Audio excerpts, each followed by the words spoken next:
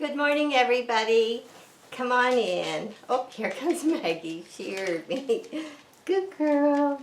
You be a good girl, yeah. Okay, I just finished watering. I noticed a few things I want to show you, and I want to give you a little update on the traffic cone, and we'll see what else pops up, because you never know. So, traffic cones. Now, Jack has finished the stand for the traffic cone. He's even put on the bottom Jacqueline's Orchids, made by. It is going to be the only one in the whole world like this. So what happens next with the traffic cone is I'll be sanding the traffic cone. Oh, something else I should explain here. Now, this traffic cone is the same traffic cone exactly as the new one. Same brand, same everything. So, I have never ever had any trouble with the paint coming off. So it is this same traffic cone. And I have never had any trouble with outside paint coming off. And the only place these have got watered is outside under the shower in the summer, and inside in the winter under the shower, and everything gets wet. So there'll be a few changes on the new one. We'll put it there. So the stand, it will be painted. It's a non-rust material, but it will be painted to match the traffic cone. And the traffic cone, where you see this piece coming across here, below that is going to be water and koi fish and a few lily pads. And above that will be more tree branches, orchid leaves, orchid flowers. I think it's going to be the best one yet. This is definitely the best stand yet. It's very sturdy and it's a little shorter, so it's even stronger. So this will be the one we're giving away. And everything we're putting into it, we are donating.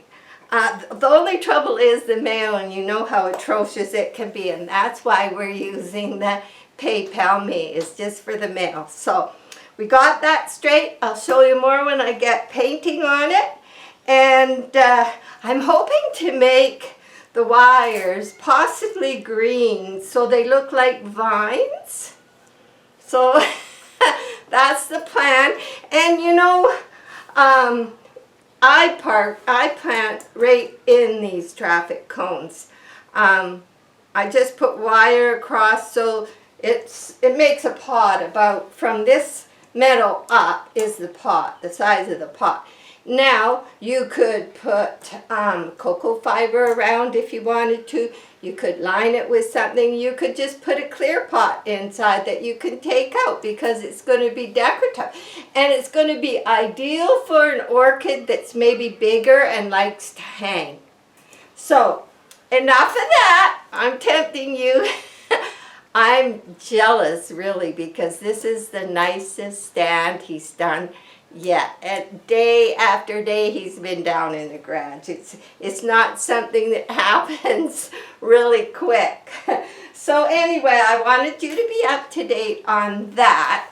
And now, what did I notice today on watering that I sometimes I'm busy doing something and I think, oh, I should tell everybody that, or and I don't. So today I'm trying to remember everything I wanted to say, and we'll start with the big lip phal. Now this phal is 1 year old. I got it last Valentine's Day, and it did suffer. It had some droopy leaves. There was an ant. And what I've noticed about this one, and maybe some other orchids too, after watering, when you're as liberal with the water as I am, you might find that these leaves really can't dry properly because the air can't get in there. So I have been using a rolled up paper towel until they're dry. But you know, if you forget to take this paper towel out and it gets damp and it sits in there, you could end up with a tiny little black spot starting to happen. Now I can't see if you can see in there, but anyway, so now I'm saving wine corks and I'm going to put them in there. And the other thing about wine corks I've been thinking about is I used to get the large Rexius for bark, and I can't get it in Canada anymore. So I have to get the medium, but I really do like a little more airspace. So I have been considering buying a bag of corks to, I mean, I've done most of my repotting for now, but to have available for airspace, even if I cut them in half. Some people, and it works real good, use those packing peanuts, and they work good too, but I don't see them either. So anyway, make sure that the dampness isn't staying between any of your leaves and causing any problems. So, and the other thing, so this orchid's a year old, and it did get a little limpy leaves, but now it's getting new leaves, so it's quite happy about that. It wanted to spike at Christmas. I did not like the look of the spike. It looked sad. It didn't look healthy. It wasn't vigorous, so I had cut it off. So when I did that, in fact, this is where it was. It was right here. It's still a little bit green. It hasn't completely gone brown. And I trimmed it off for that reason. Now it's sent out this very vigorous new spike. And it's long. It looks like it's healthy. I'll be leaving it. And also it grew a new leaf. It has one new leaf. And so this was a year, and this one has actually done pretty good for a year, because I'm going to show you in a minute my saddest one that some because of how they are, and we all know that, they might look like the roots are good, but they're not working anymore. Or they might just be rotten, or they just suffer because they've been through so much, some more than others. Could be in the breeding, could be lots of things, but for sure we know that the roots need air. So the other thing I should say is quite often I hear it's so dry on the top of my orchid pot that I have to put moss, or if I'm misting the air from a distance. I do not hold my mister up and mist those roots. Those roots become very hardy, and that's the important thing. I have nothing on any of my pots. Some of them I just watered and they're starting to dry out already. But the new roots that are coming out, they are used to that. They are used to getting their humidity from the air, and even from the pot it's rising, or if you have a mister or other ways. That's how those roots, I read in one of the orchid societies, I think I have it in my book, but those roots that grow like that are stronger and hardier. So don't worry, oh, it's so dry on the top. Yes, it's dry on the top. Mine is dry on the top too. But you don't want to start worrying about it so much or missing it. I don't do that. Mine, just leave. And if I go away for a week or two, they're used to, I could leave them and not worry for a week, 2 weeks I'd probably fill up the bathtub with water, put a metal screen across the bathtub, leave the lights on, and water them good before I left, and I would probably be, and a fan, and they'd be perfectly fine when I come back. So anyway, this one is doing good. I'm letting it spike now. Be careful of leaves that are close together, and I'll just put this one out here. This is where it belongs. Oh boy. I'll just put it in here.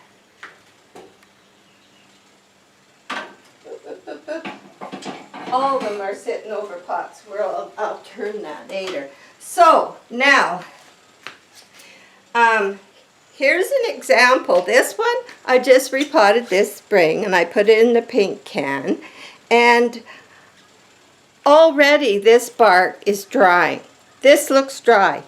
I do not worry about it because we're supposed to be having hot weather again.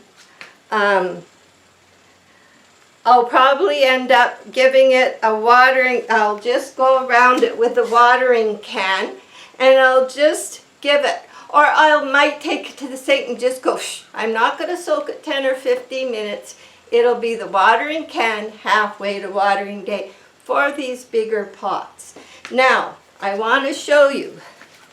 This pot has had no special treatment, and those are new roots coming in here, and they're very hardy, and that's what I want. That's what I want. I want those ones. They're almost like aerial roots, but even better, because they're in the surface of the pot, and they're getting moisture from the bottom of the pot. They might not be in the moisture, but they're getting it.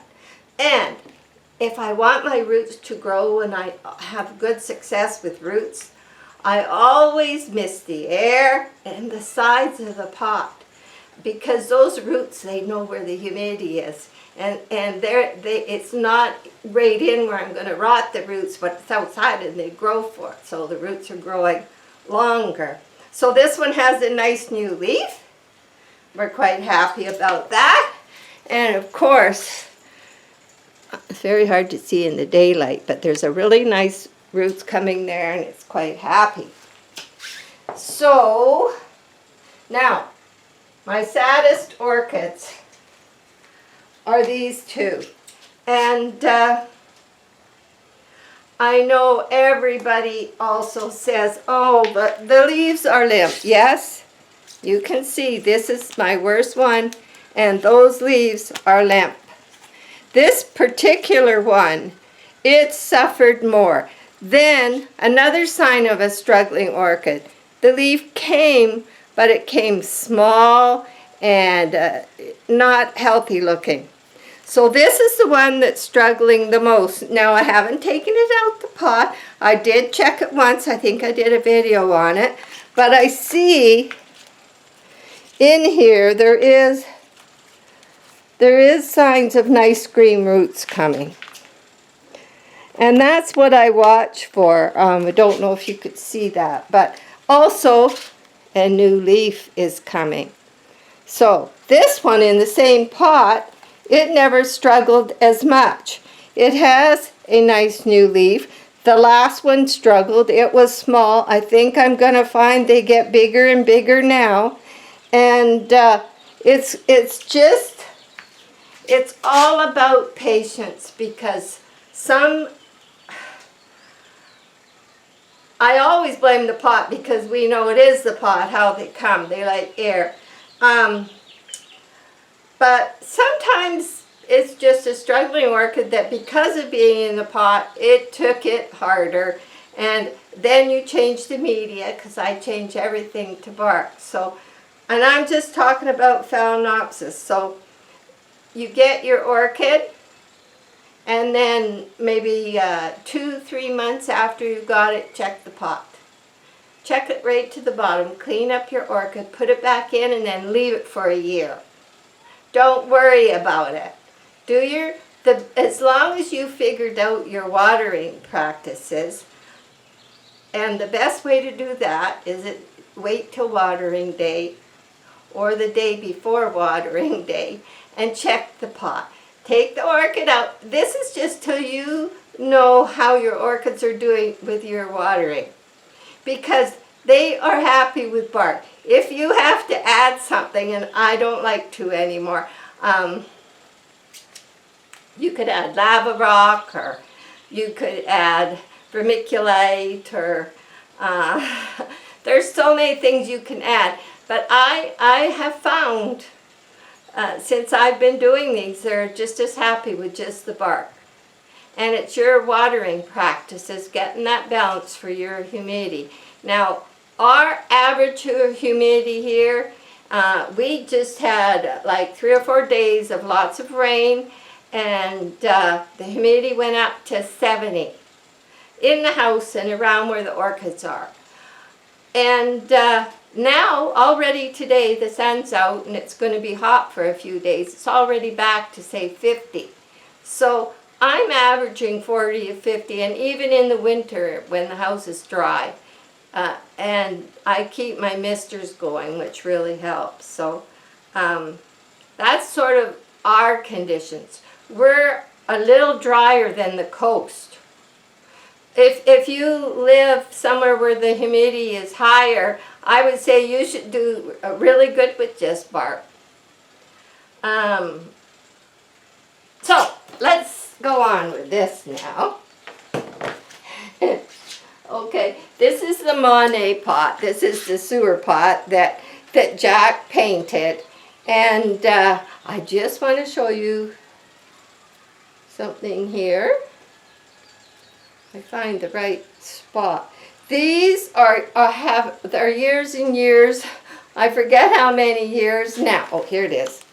You see where that little froggy is. And if you look in there, let me get that bark out the way. If you look in there, around where the little froggy is, and I can't see, but you'll see 1, 2, 3, 4, 5, maybe 6 spikes from other years they flowered. They're all like that. They were all put in at the same time. And so their monopodial stem is getting longer and longer. And I did repot this once, but it was pretty stuck to the pot. So I just shook all the bark out and put in new bark. And it worked good, but they'll be getting higher and higher. And eventually, if you want to start a new Phalaenopsis, Phalaenopsis are very hard to start from a cut spike. Now, some people take kiki paste and they put it on a little node, and they grow kiki, hopefully. And some Phalaenopsis will naturally give you a kiki, either one at the base of the plant or one on the stem where your flower is. And that's a good way to get another plant, or a thicker, bushier plant. Now, I think I tried cutting off the spike one year and wrapping it with moss and putting it in. I tried all that in a bag, or a greenhouse effect. Some people will cut it off, wrap it with moss, and put it in a plastic pot can. And then you just take the lid on and off for air. Many different ways that they will do this. And I've had no success. What I've read is it's difficult. But you can try, and I probably will try with one too. And that leads me to... Okay. This is my oldest orchid. I almost lost her. Her monopodial stem had got so long, and she was old, and it was taking a lot of energy from her. And I did a video, and I forget, way back, and I cut off the bottom part. And that is how I got this little baby. And that way she fit in the pot, because she was no longer fitting in pots. It was a real pain. She was still sitting high because I probably should have cut off more and I didn't. So if you have an older orchid and you want another plant, and it's difficult too, is when you cut the bottom part of your monopodial stem off, somewhere where there's not a lot of roots, and there probably isn't by then, you cut it off, and then this one's getting a new leaf in it. It's doing better. It's going to be a beautiful plant. It's coming back. I'm so happy about it. So this is a part of the stem I cut off, the mother plant. And originally it grew a little baby. It had no leaves. All it was a root. It grew this leaf and it struggled. It grew these two, and this one's a little floppy. And then I put it on the moss on top of the fountain where it's getting lots of humidity. And it is getting a new root, and it is getting a new leaf. Now this has been over a year. You have to be prepared to be really patient. Now if you've got a kiki, let it get lots of roots before you separate it and plant it. But this was different. There was nothing green. These are the old roots off the mother plant. I left it with one big root with a couple offshoots. And I'm lucky to be getting this, and I still have hope. But yes, you have to be pretty patient. So I'll be putting her back where she belongs. Now, the basket. You know, these orchids were dying. They were all looked terrible. They were all little ones, and I put some of them out in the greenhouse and thought if the humidity would help. And I put it near the waterfall, and nothing really seemed to be helping, and they were struggling. So I did that video where I put them all in this pot. And when you group things, this is what I'm thinking, when you group things, they share each other's moisture, and they make their own little garden of humidity around each other. So they help each other, they aid each other, and even the ones in the shallowest part of this pot, and here we are with dry on the top. There's no moss on the top. There's roots growing on the surface. See this? They're coming out. They're quite happy. But the thing I want to show you is, remember I had that spike that wouldn't come? And I'm going to see if I can get in here. Now, hopefully I'm getting it. It did a knot, and there's a little spike coming. So I'm hoping you got it. It's about, I'd say about 2 inches long. All these have new leaves. So, hey, it's hope yet. Plus, I'm really liking it in the basket. Okay, one more thing. Now, these are the new babies, the newest babies. And they stay in the house, but they did come out for watering day. Now, I knew I wasn't to let them dry out. And I'm not ready to repot them. But I did buy the pots that I am going to repot them in. And what I did was, today when I watered them, because I was finding I was watering them every second day. It was dry, and I was watering them every second day, and it's too much.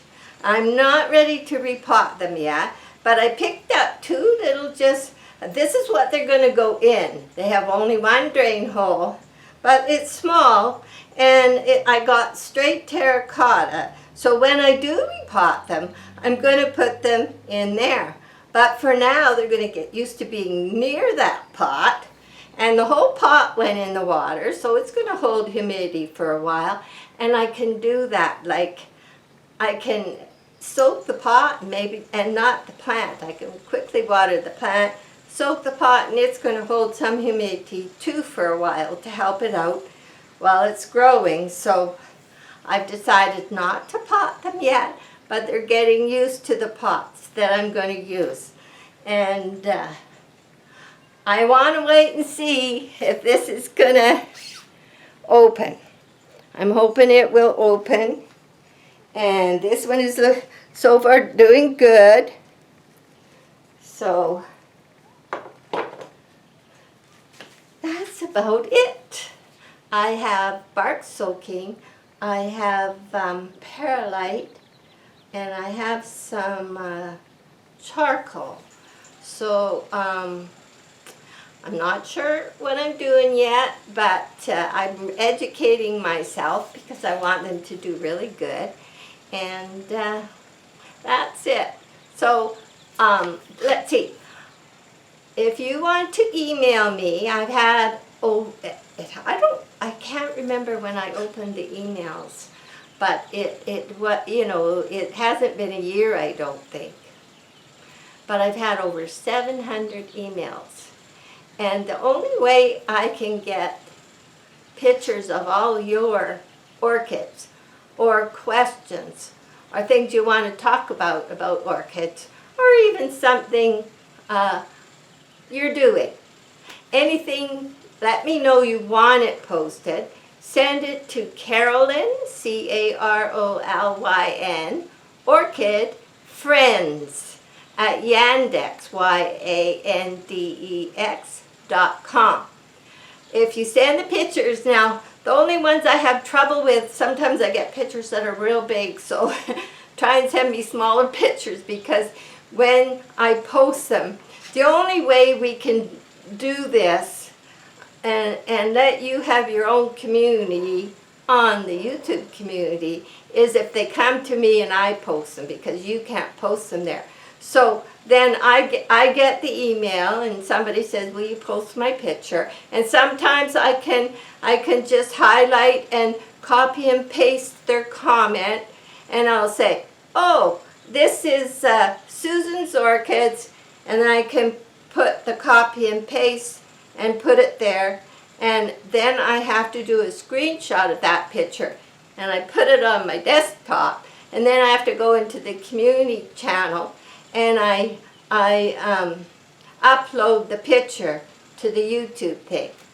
And it is doing really good. And thank you, the people that are like regularly going there and helping other people. And I have seen orchids that have tempted me beyond my belief, because we never see any orchids here. We see Phalaenopsis. We don't even see dendrobiums.